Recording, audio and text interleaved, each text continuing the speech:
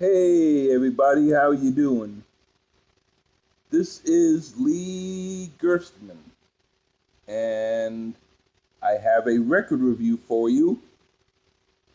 There was a group back in the 60s called the Beau Brummels.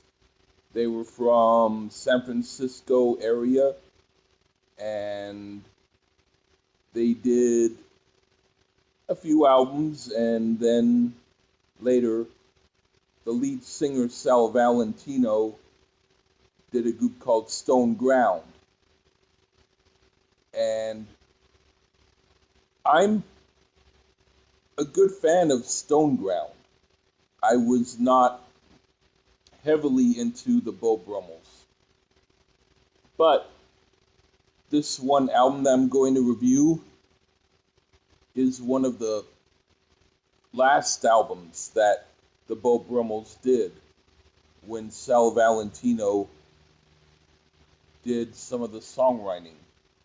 And so I kind of dig it. It's called Bradley's Barn.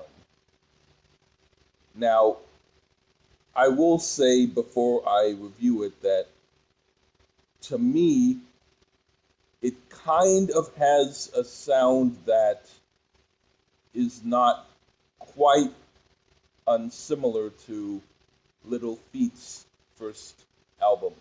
Not so much in the way it's done, because Little Feat has more of a bluesier sound, and this album has more of a country sound.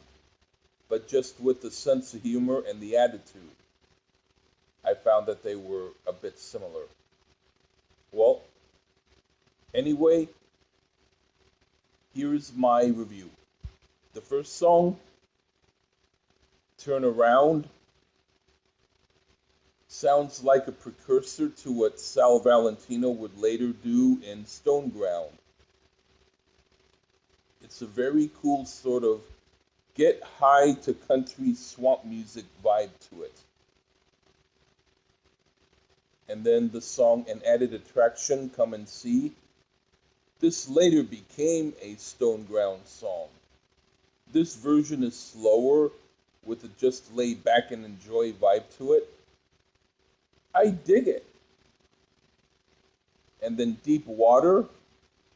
This has slight psychedelic elements that make me think of what the Byrds could have done.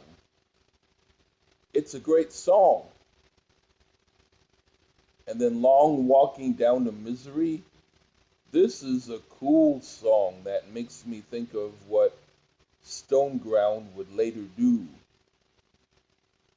And then Little Bird. This has a psychedelic element to it. It's really cool. One of my favorites. And then Cherokee Girl. This makes me think a little bit of Buffalo Springfield, except for the string section, which doesn't make me think of them. It's a cool song. And then I'm a Sleeper. This sounds more ahead of its time, like a country singer-songwriter in the 70s. It's okay. And then The Loneliest Man in Town. This sounds a bit like Charlie Rich. I like it. And then Love Can Fall a Long Way Down.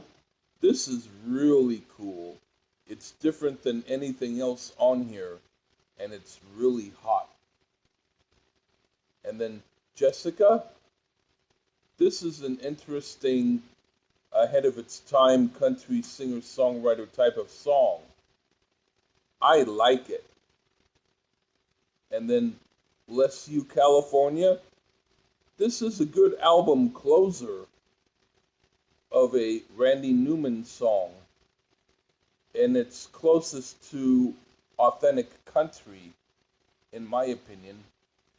So yeah, the Beau Brummels originally were considered to be kind of like San Francisco's version of the Beatles.